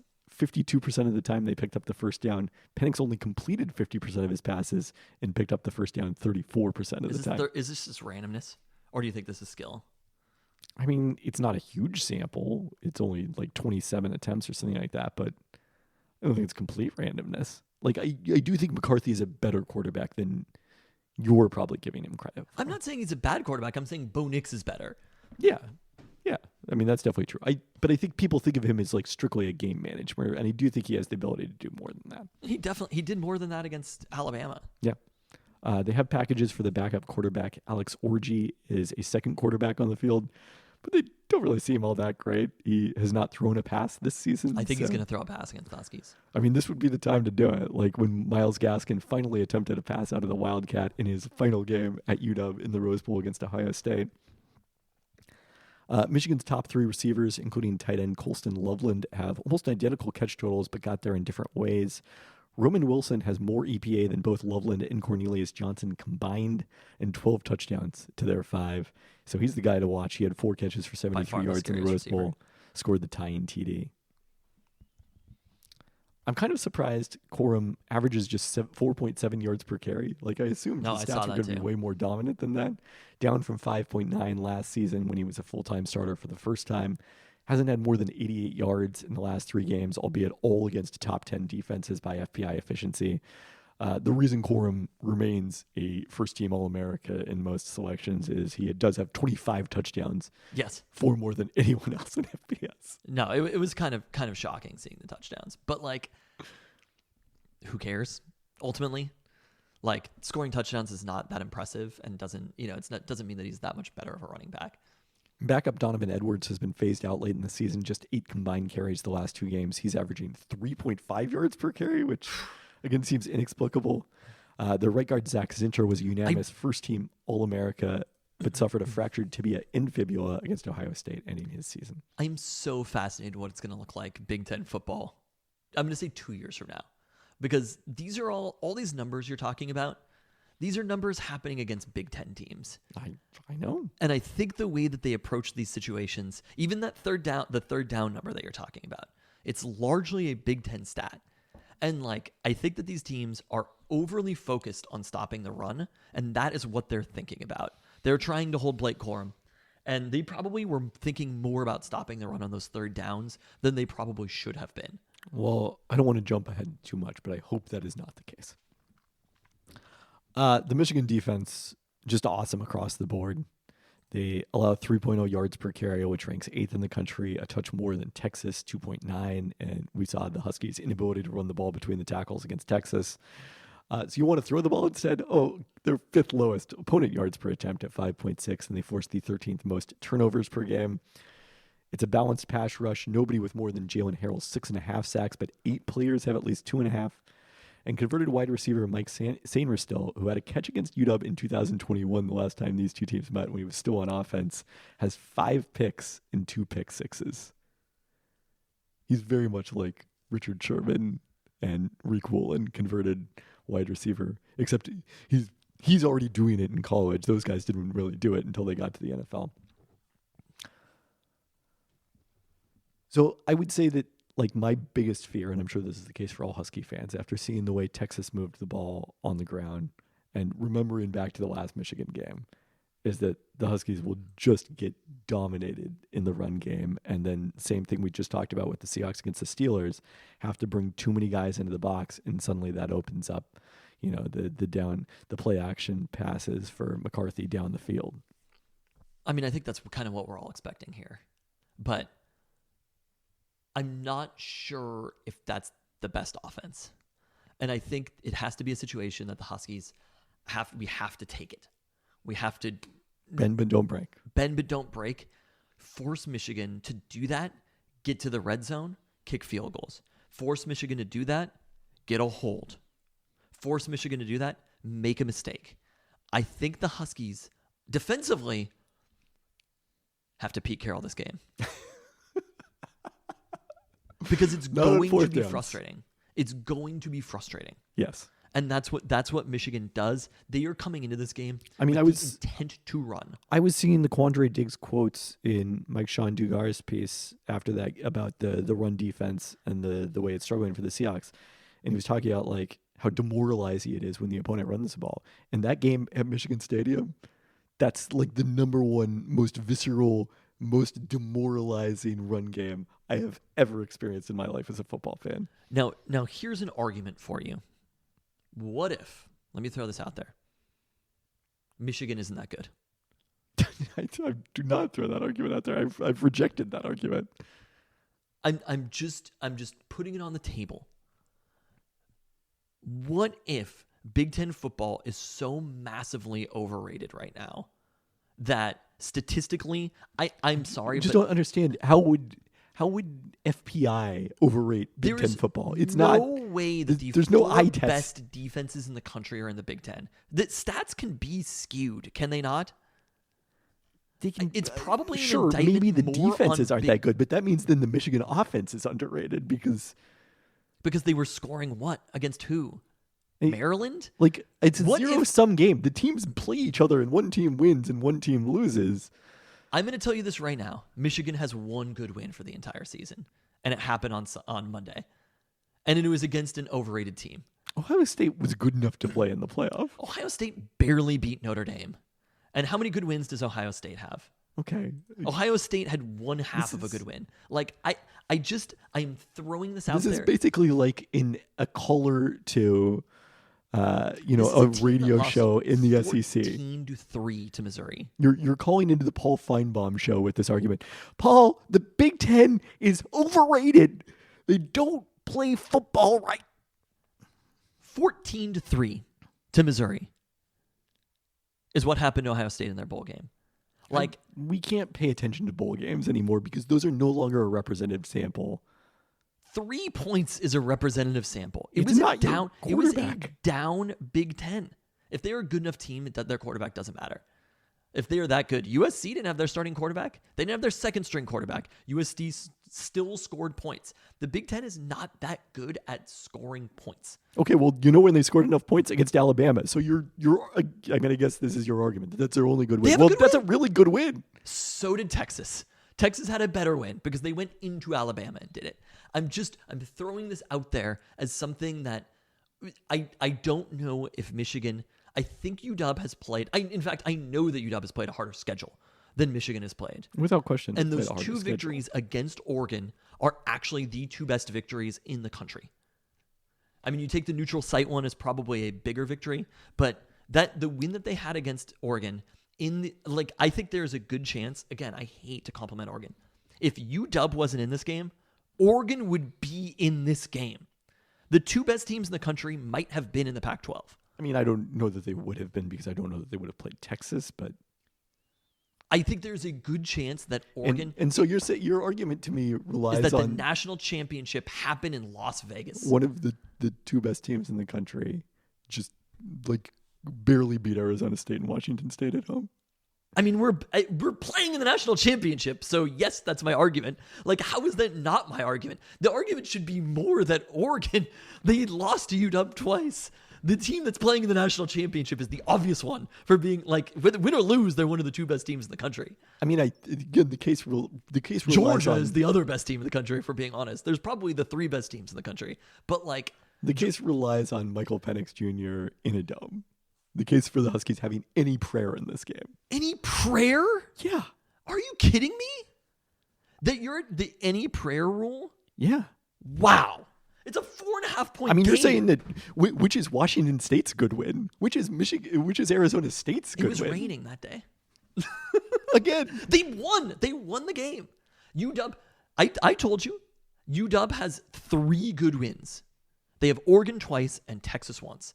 You can't overlook those Oregon games. They won those games. I don't know They why. went Why does into Texas Vegas count and and Ohio won. State doesn't count because Ohio State lost their bowl game? This Is your argument? fine. Look, they have 2 good wins, and UW has 3. But like, there's a What good did Penn chance. State do in their bowl game? I mean, I don't know that. I don't think it matters anymore. But just out of curiosity. Lost to Ole Miss. All right. It was a close game. But like, Penn State is just not that good of a team. They shut out Iowa. Everybody shuts out Iowa. I mean, clearly not everybody shuts out Iowa. They did manage to win the Big Ten West. Somehow. The wins that Penn State has were not particularly impressive. I think there was a very down Big Ten, for what it's worth. I think it was a very top-heavy Big Ten. How about that? So again, none of the statistics support this argument. I'm sorry, but you have to buy that the top 4 defenses in the country You were don't all have in the to Big Ten. necessarily buy FPI efficiency specifically. That's not the only stat that's out there. I think Michigan. Okay, I'm going to say I think that Michigan is good. I think Michigan is very good. Okay, in fact. thanks for acknowledging that the undefeated team that's in the you just said like we have to say that UW is one of the 2 best teams. They're in the national championship game, but you can't say that about Michigan. Oregon who's is the other also best team. in the national championship. UW stood in the way of Oregon. There is nothing that if UW's offense can execute the way that they want to execute, which we saw them against a top 5 or top 6 defense. Is that where Texas was? They were the number 6 defense. Yes. The 6th best defense in the country. And to wide receivers, they went 19 for 20 for 350 yards and 3 touchdowns. I mean, no, I think if you want to make a stronger case for UW, have you a chance in this game? Again, it rests on Michael Penix Jr. is in a dome, and good offense beats good defense. That there's a certain level that you can get to I offensively. mean, Clemson are the 2nd best ranked defense in the country. So I think you could stop right there. Oh, yeah. Yeah. No, I mean, offense is more important. Offense is better. Now, I think Michigan's offense is really good, too. How about good offense beats good defense? Iowa played Michigan. And how much Michigan won at 31-0? Iowa still 26. the 5th best defense in the country. And their offense was so bad. Yeah. But like, they were the reverse LSU. when you look at the best offenses in the country, most of the teams were the best teams in the country. And it's not the same when you look at the best defenses. And I just think that the Michigan running the ball thing, that's it. I think there is a bravado. S&P Plus has 3 of the top 4 defenses in the country in the Big Ten. Actually, no, it might be the top 4 because Iowa could be 3rd. I think there's a bravado to Big Ten football in a way that there actually isn't. You talked about the SEC and the SEC being willing to change. I'm sorry, old Big Ten football, because Big Ten football is about to change. But like, yeah, Iowa is 3rd, so this is the top 4 in S&P Plus as well. Great. I think sometimes it's hard for statistics to understand these things. But they can understand left-handed quarterbacks. Oregon State is really the shocking, very good offense. Yes. I mean, look, it felt unstoppable throughout the game that the Huskies repeatedly stopped them. Huskies now up to 5th offensively as well. I think this is going to be a very good game, is really what it comes down to. But like, I think that there's a bravado to Big Ten football, old Big Ten football, in a way that the SEC, like you said, they adopted the spread offense. The SEC cares about winning by any means necessary. And I think the Big Ten is playing a type of football that was played throughout the history of the Big Ten, but they have not adapted in that same way. I mean, it's weird because Ohio State, you would have said, was that good offensively a couple of years ago. I mean, they performed very well. They also were last year when they had C.J. Stroud at quarterback. I mean, they're still 8th in the country this year. It's not like Ohio State is bad. But you seem to not be acknowledging them as part of the Big Ten. Ohio State might have also, if they had that Michigan game at home, be playing UW in this game. That's correct. That's what I'm saying. That is a good victory. Beating Ohio State. Ohio State is a good team. It took you a while to get there. There was the Notre Dame close game you referenced earlier. I think Ohio State probably is a little bit overrated too.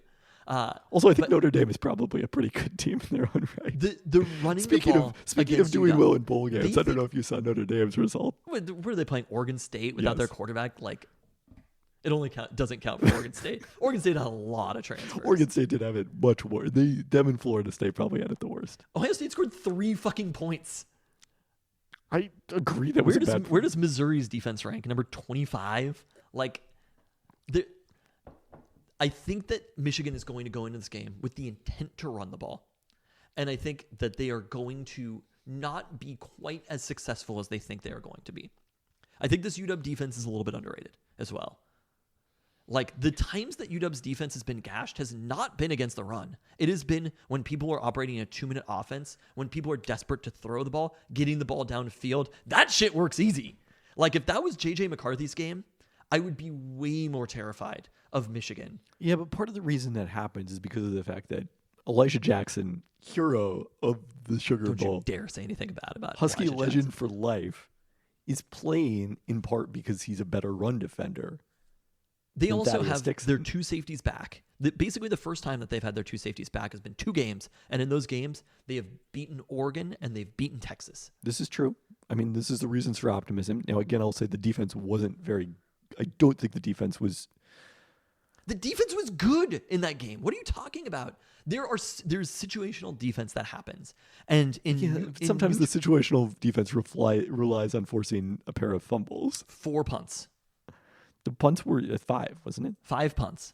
The punts were good. In neutral situations, the defense played pretty well. But this is also your point about they got a lot of penalties that got Texas off script. Did they?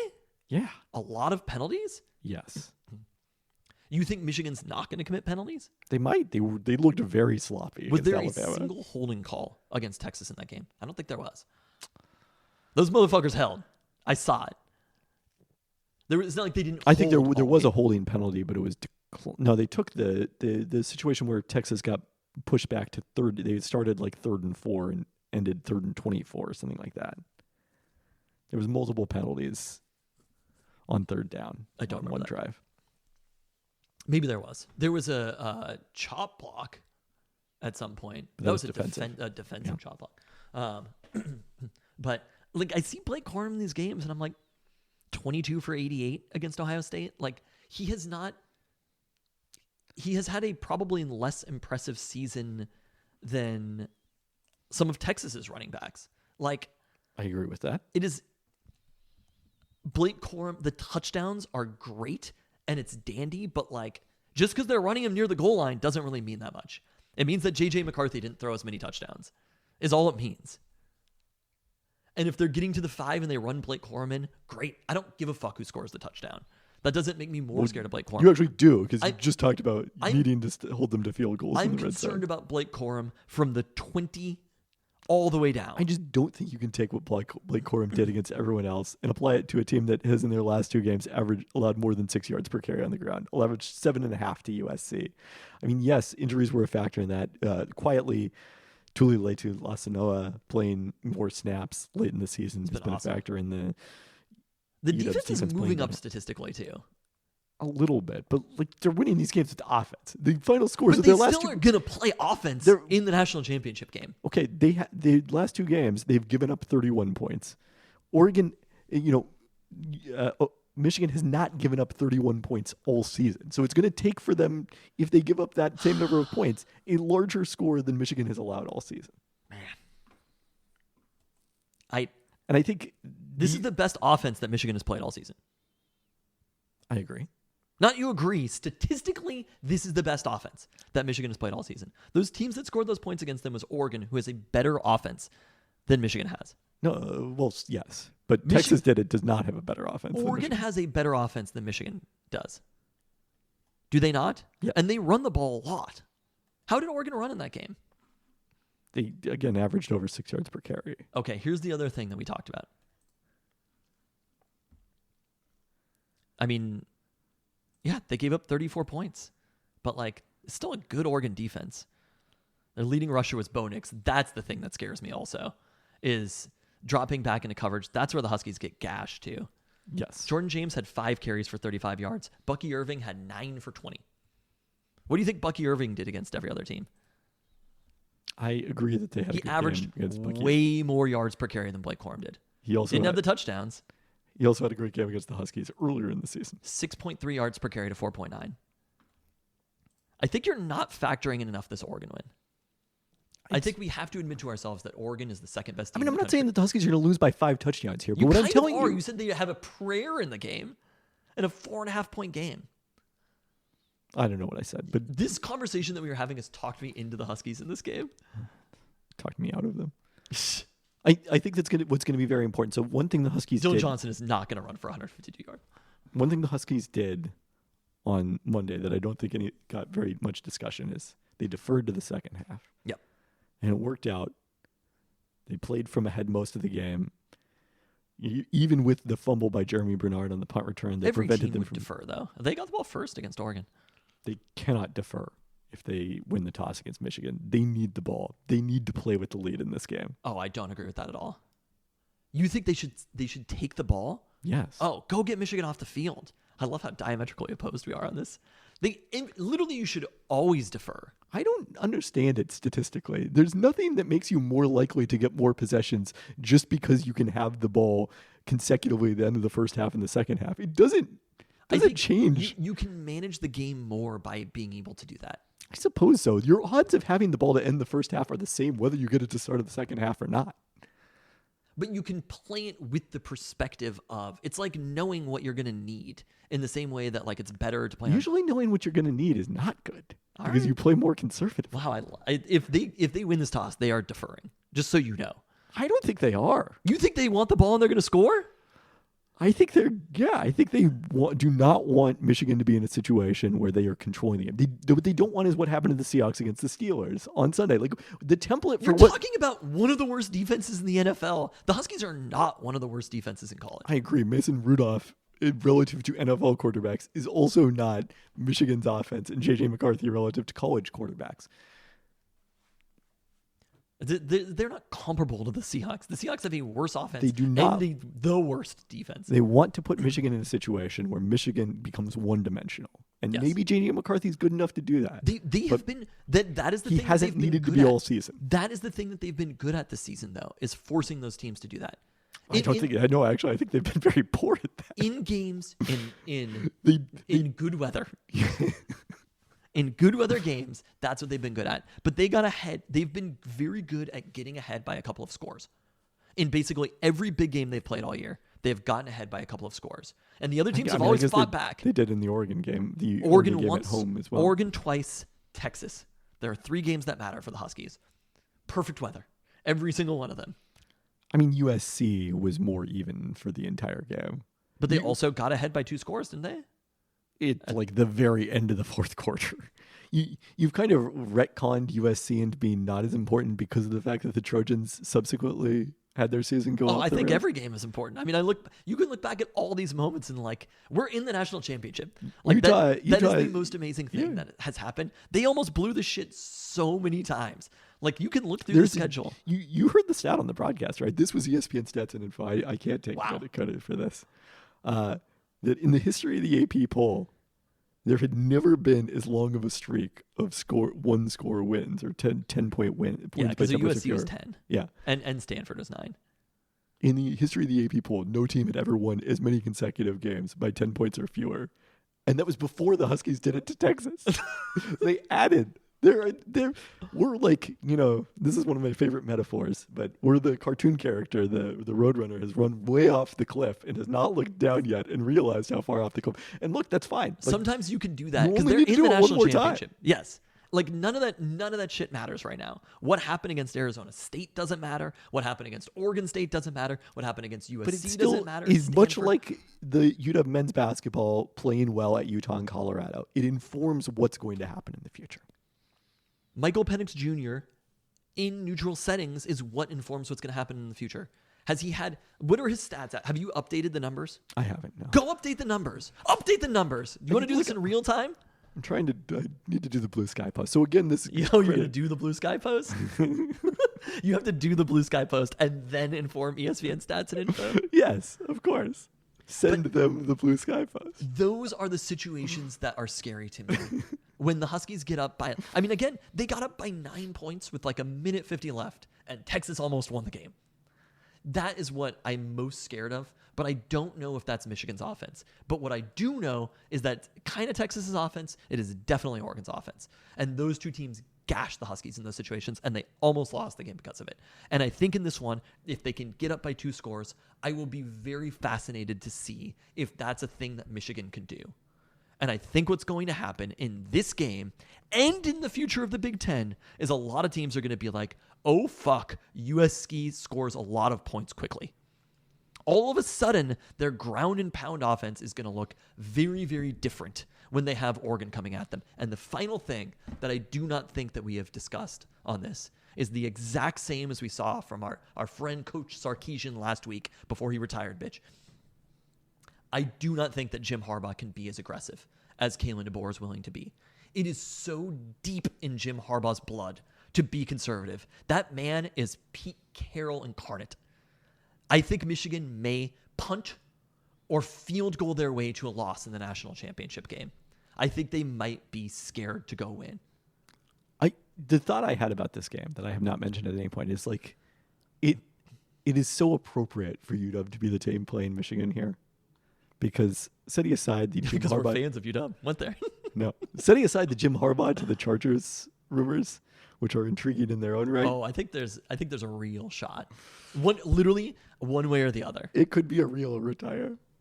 Look, the Seahawks previously ended Jim Harbaugh's tenure with the 49ers. Like, that wasn't his final game, but they ended his tenure. Oh, with yeah. the 49ers. Thanksgiving night. Richard Sherman marched off the field, turkey leg in hand.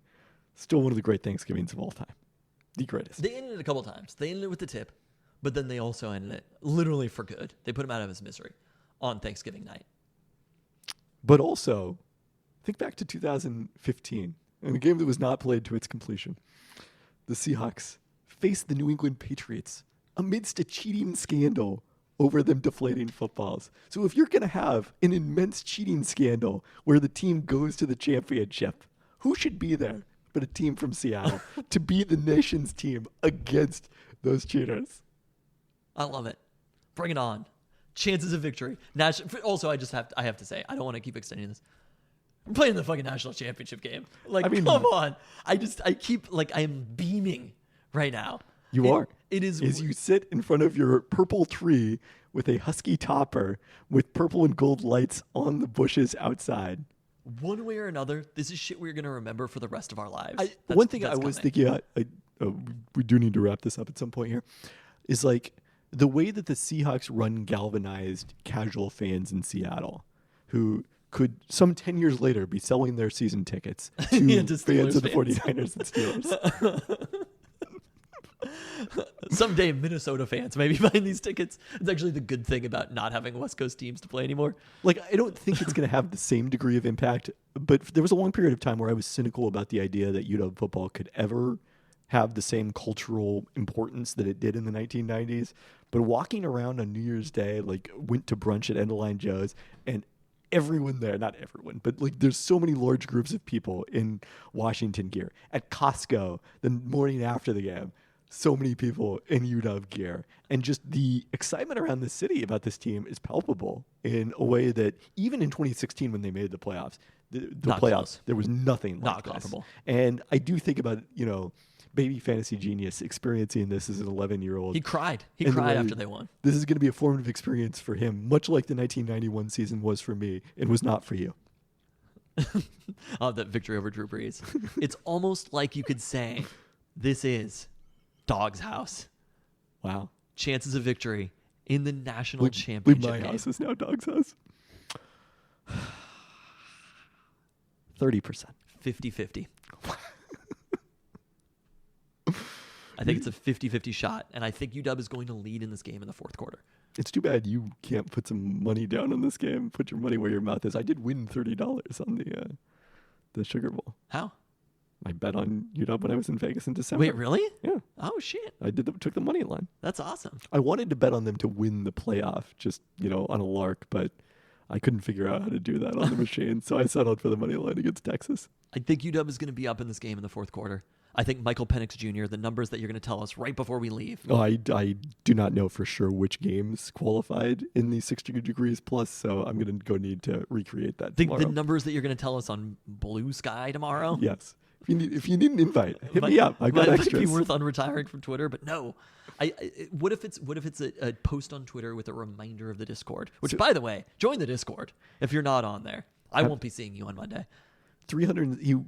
So this was coming into the Pac-12 championship. He was averaging 375 pass Have you yards done it per post game and 70%. Pac-12 championship? But I don't know which games counted to this. So to find an average, I So- would need to know which games counted. But So he had two monster games after his already great stats. that's correct. He had probably his best game of the year after that. I mean, in terms of QBR, I'm certain it was, yeah. The Michigan State game still might have been better. I don't know.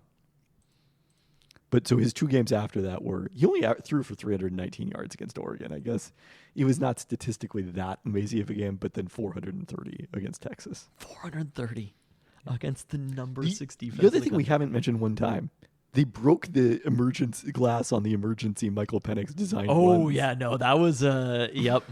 And 3 for 31. We'll It was something that had not existed. Also tried a couple of trick plays, neither worked. And they're gonna do. I'm telling you, they're gonna do some shit to try to win this game. I mean, I think Michigan will do that element Jim as well. Harbaugh doesn't have it in him. Jim Harbaugh's going to win this the old school way. He has the fucking Big Ten bravado. This motherfucker coached Stanford. Like, they do not have it in them to try to win the game. The wave of the future is begrudgingly the second best team in the country, Dan Lanning in Oregon, Kalen DeBoer at the University of Washington. They're the new Big Ten. They are the best coaches in the country. And the dinosaurs like Jim Harbaugh and their ground and pound run the ball 60 times, it's done. It's finished forever. You opened up the gates, and all of a sudden you've got West Coast football in your little Big Ten, and you have the teams running those trick plays, 29 of 38, 430 yards for a 97.7 QBR in this game, plus the runs. Look, if you did that against the number 6 defense in the country, maybe it'd only be 400 against the number 1. Are they number 1? Yes. The number 1 defense in the country. We'll By see. a wide margin. But I can't wait to see it. It was a 97.7 QBR against Texas, nearly eclipsing his 97.6 in his last taste of Big Ten football against Michigan State. So this was his number 1 game of the year. Yeah. Happened against the number 16. Well, the fuck outta here. QBR's opponent adjusted, Still, so it's, get the fuck out of here with your any prayer 30%. I don't know if I said any prayer. Maybe I did. Quinn Ewers running was the scariest thing that happened all game. On that note, I can't wait. what's your deal? What do you mean? What's my ideal? It was Oh, Be Jim Careful to Jim Harbaugh. Harbaugh. Thanks for listening. Thanks.